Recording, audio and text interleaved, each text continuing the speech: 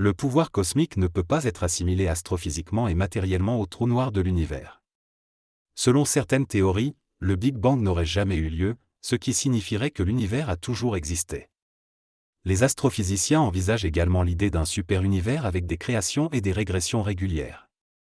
Se reconnaître signifie être mort, mais l'ego change rapidement, ce qui rend la reconnaissance de soi difficile.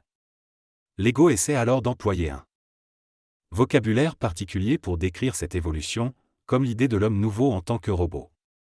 La souffrance est considérée comme plus traumatisante pour l'ego que le bien, et le bien vient détruire le mal en nous. Être détaché sans s'en foutre est une expérience à vivre pour devenir l'homme ou la femme nouvelle. Il y a une différence entre ça ne m'a rien fait et je m'en fous. Être détaché signifie ne pas perdre d'énergie à cause d'un attachement émotionnel, tandis que s'en foutre implique un manque de respect. Le texte aborde le thème de l'amour, de la souffrance et du bonheur. L'auteur exprime son indifférence envers la mort d'une personne, affirmant que si l'on ne souffre pas, cela signifie qu'on ne l'aimait pas. Il se questionne sur sa propre indifférence et se demande s'il est devenu un zombie, un être qui n'éprouve aucune émotion et qui obéit sans prendre de décision. Il évoque ensuite la possibilité d'un autre type de bonheur basé sur l'énergie et les sentiments. L'auteur mentionne également que pour entrer en contact avec une supra-énergie, il faut être suffisamment évolué, et souligne qu'il n'y a actuellement personne au Québec avec cette capacité. Il différencie également la possibilité pour la suprême énergie de contacter l'individu par rapport à l'inverse. Enfin, il explique que pour se libérer de la manipulation de la pensée, il est nécessaire de développer sa volonté mentale à travers l'application de certaines techniques et méthodes. EPMC est une structure bien organisée qui propose des conférences mensuelles très utiles. Le programme de formation de contrôleur offre des techniques pratiques pour répondre à toutes les questions. En attendant que la puissance soit différée, il est recommandé de travailler sur soi-même et d'amasser de l'énergie. Les Néphilim sont des êtres perdus qui ont été en contact avec certaines parties spirituelles.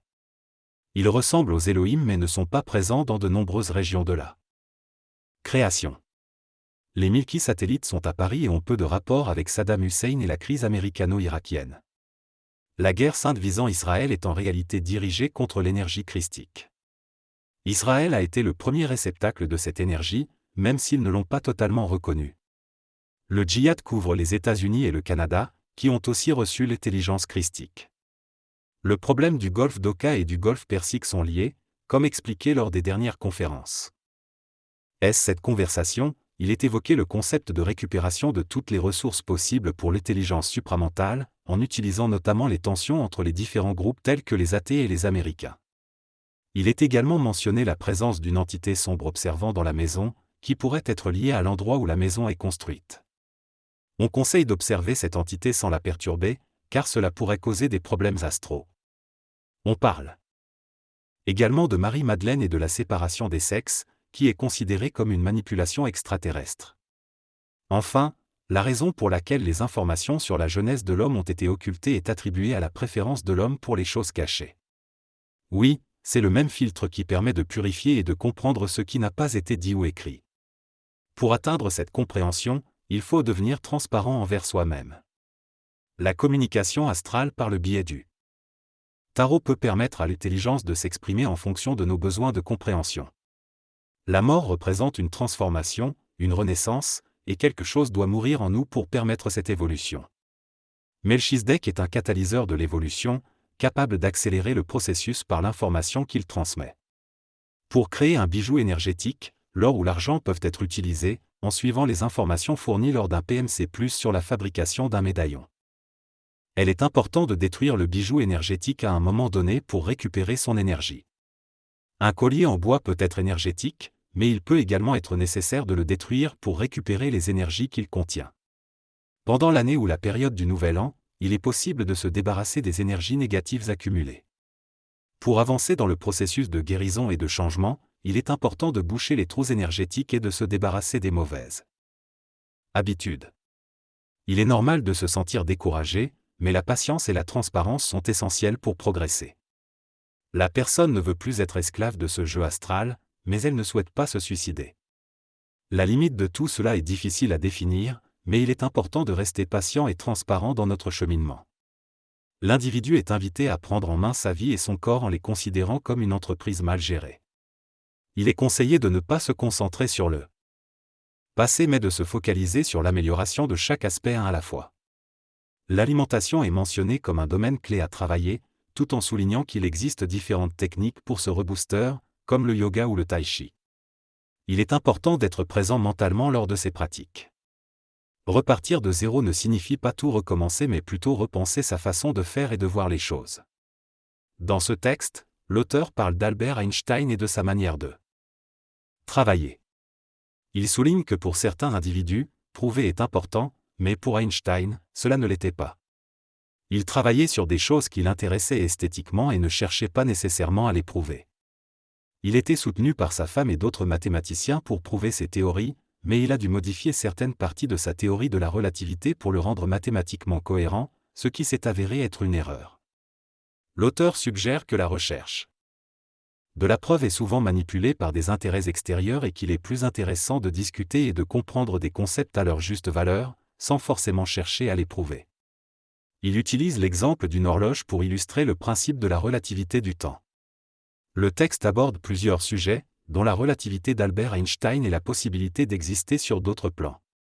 Il souligne également l'importance de l'intelligence supramentale apportée par des personnes comme Einstein.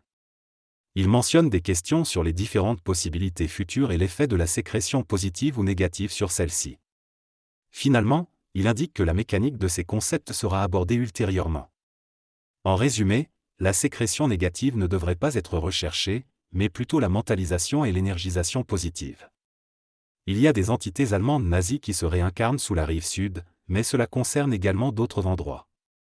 Il est préférable de se préparer avant un moment vivant plutôt que de chercher des techniques à appliquer pendant celui-ci.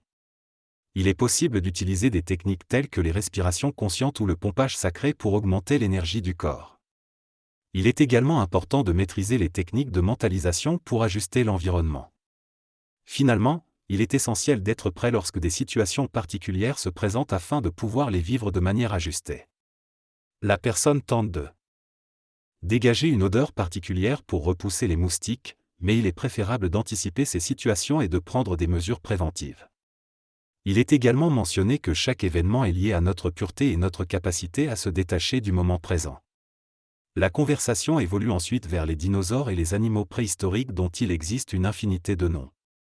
Ensuite, il est discuté de la technique du conditionnement magnifique, qui demande une volonté, un contrôle et une pureté physique et vitale extraordinaire. Cette technique est réservée aux personnes capables de toucher la technique Tragal. Finalement, il est souligné que le conditionnement magnifique requiert une préparation énergétique et mentale approfondie et n'est pas accessible à tous.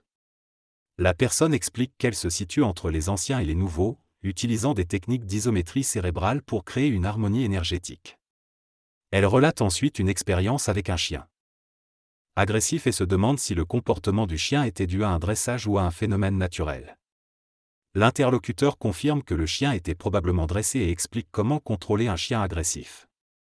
Il discute également de l'importance de la voix mentale dans la communication avec le chien, soulignant qu'il est possible d'avoir peur tout en ayant une voix mentale forte. En résumé, l'énergie et la voix mentale sont essentielles pour établir une bonne communication avec les animaux.